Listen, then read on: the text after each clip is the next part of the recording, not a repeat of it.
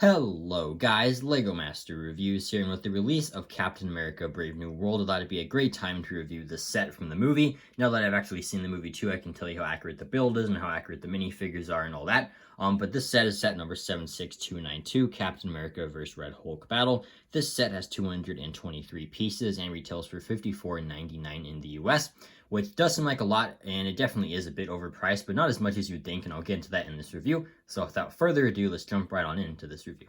The first minifigure we'll be taking a look at here is Sam Wilson Captain America, and this minifigure, it does actually look pretty good for the most part, and we'll start with the helmet here, which looks very, very nice. You can see you have the A printed on top as well as the wings on the side, and the face has the aerial mask so he can breathe when he's like super high up. But if you do flip the head around, you'll see that he does also have a second facial expression, missing the mask if you want to display him like that. The torso printing is also very detailed there with the star as well as some stripes on the kind of like chest area there. And removing the head, you'll find that you get a very, very detailed back torso print there with his jetpack. And so that is all very, very nice. I do think that he should have had dual molded arms because his sleeves are rolled up for a lot of like the movie when he's in the suit, if not the whole movie. But you can also see that he has dual molded legs, which look very, very nice. He also has his shield, and while it is nice to get the shield, obviously, it is pretty inaccurate because this is what the shield should look like, and this is the shield from the Marvel CMF Series 1 that came with the Sam Wilson Captain America. You can see the colors are just more accurate, and you can actually see there's like a line inside, like a silver line inside of that white area, and like the blue's a bit darker, and it's more like defined in the star and stuff. So this is a much more accurate shield, and this is kind of just the more generic one. So I kind of wish that LEGO would have just taken this print, and the reason they did it was obviously just to save money, which is kind of ridiculous. But either way, I think it should have been like this, and it is the easy replacement, obviously, but the set should have just come with the better looking and more accurate shield. He also does have these wings, which are more adjustable than the CMF ones, but much, much less detailed, as you can see. And obviously, just a whole mold is much better than like these brick-built things, and it's really annoying to put all these stickers on there. You can even see that he has a brick-built red wing right there, which looks pretty cool.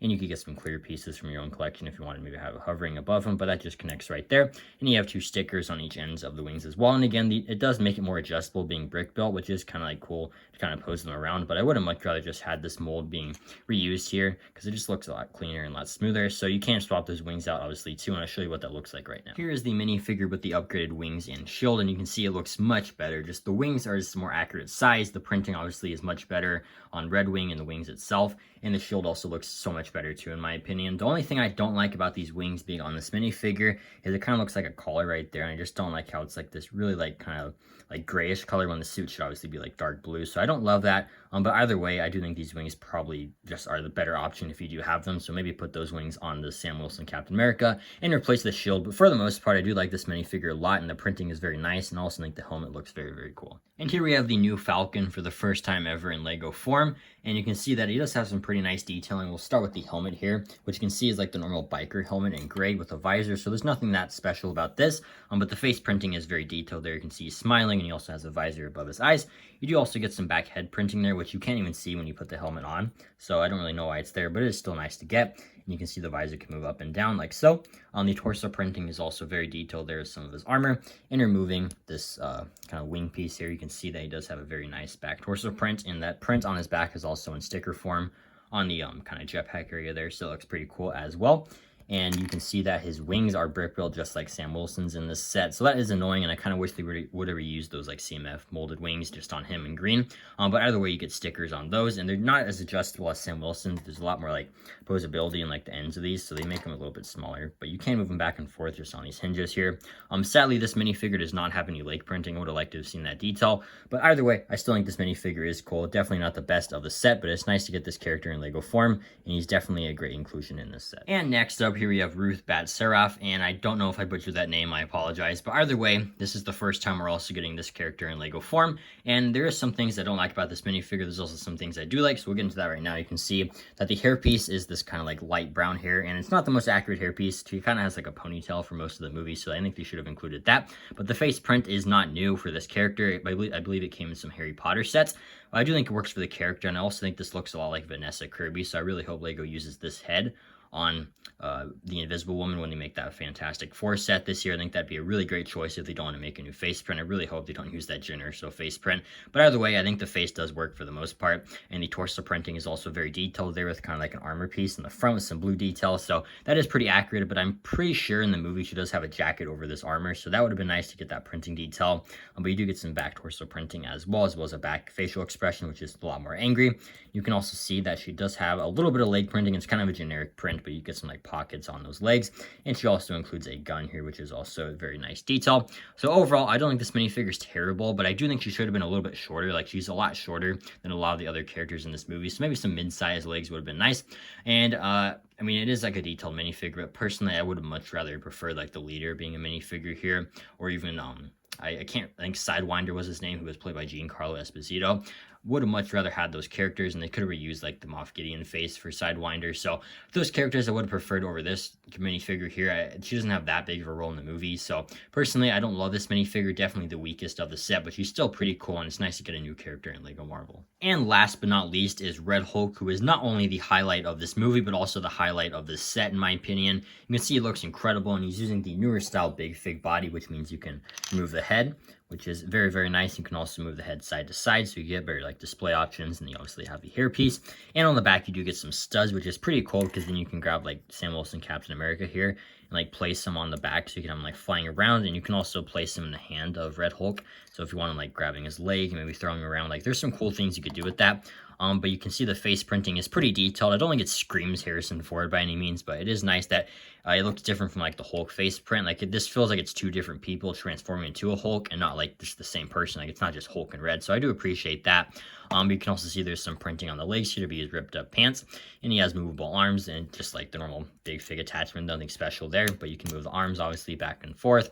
You can also move the hands side to side. So overall, Red Hulk is really, really great. Not like anything brand new in like the Big Fig department. Like we have gotten Red Hulk before, but it's nice to have Red Hulk with this like removable head. And it's been a long time since we've gotten Red Hulk. So even if you're not a fan of this movie, you don't really like the set, I think it's definitely worth going out and getting just for Red Hulk if you want Red Hulk in your collection, because this minifigure is really, really great and definitely my favorite minifigure of the set. Overall, I think this minifigure selection is very solid. Obviously, you need Sam Wilson, Captain America, and Red Hulk in a Brave New World set, but I also think the new Falcon was a very, very necessary thing to put in here. But Ruth Bat-Seraph is a cool character, and it is nice to get her, but I much would have rather had like the leader or Sidewinder. I just think those minifigures would have been way cooler, and I wish that for a $55 set, that they could have just included those two characters. But if I was to replace one, it'd probably have to be her, because I just would have much rather had one of those villains. But either way, I do think that this set is worth getting just for Red Hulk. Like maybe just get Red Hulk separately if you can find them, or if you get this set, like see the set on a sale, get the set just for Red Hulk because he's that cool. But the other minifigures are very nice.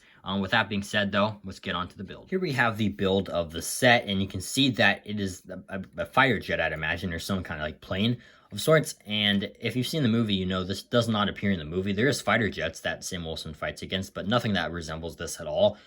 So I have two theories of that. One, it was just LEGO wanted to make a fighter jet, but can't really make like realistic like jets like that because it goes against the like terms of service or pod. I don't really know, but it goes against like what they like said in the past. So maybe they just made like a kind of more like action-packed one, cartoony one. I don't really know how to explain it, but one that doesn't actually resemble a real fighter jet, or they based off concept art and maybe it's like something that got lost in the reshoots. I think it's one of those two things, and if the latter is the case, then I don't know why they wouldn't have just made like the cherry blossom trees or like the leader's lab or like the celestial hand and head. Like that would have been a really cool set. So I really don't know what happened here.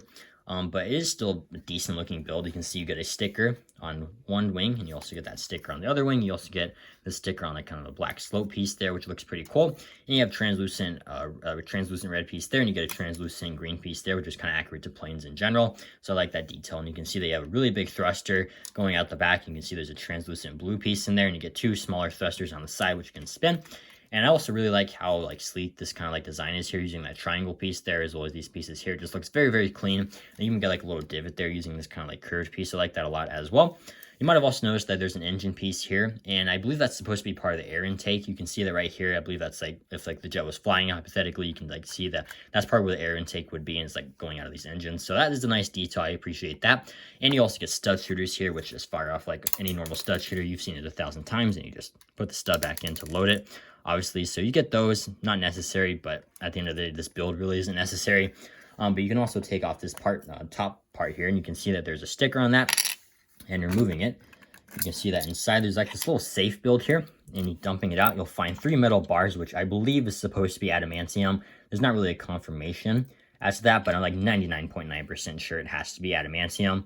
And that's not a spoiler, that's in the trailers, obviously. But you can see you get those 3 metal bars, which they're just like normal pieces, nothing really special about them. But the weird thing is that in the movie, when he does take down those fighter jets, not a single one of them is carrying adamantium, which kind of makes me think that maybe this was based off concept art. But it is still nice to get adamantium in the Brave New World set, since it is such like a pivotal part to the movie and like the whole kind of like point of the movie. So I do appreciate that either way. Even if it's not accurate, it's nice to get adamantium in the set. But that just kind of sits in this little area here. You just put it in, and then you can just put that little top section back on. And then I obviously, maybe like kids will have fun like having Sam Wilson steal the adamantium or like take the adamantium back. So I think that is a nice detail, even if it's not super accurate. But then again, this build isn't accurate at all. But you get 2 stickers on the side here, which look very nice, as you can see. And you got this very nice like cockpit piece here, which also looks pretty cool. And you have room for 1 minifigure, and the box does show that like Ruth Bat-Seraph is flying it. So once again, maybe this was based off concept art of some kind. But you can see placing her in. She looks pretty cool, and you can put any minifigure you want from the set, obviously. But yeah, she's flying it there, and you can see there's 2 sticker like kind of control panels there. And there's not really like any like steering mechanism for like a minifigure to hold on to, but you do get like 2 stickers there, which are pretty detailed.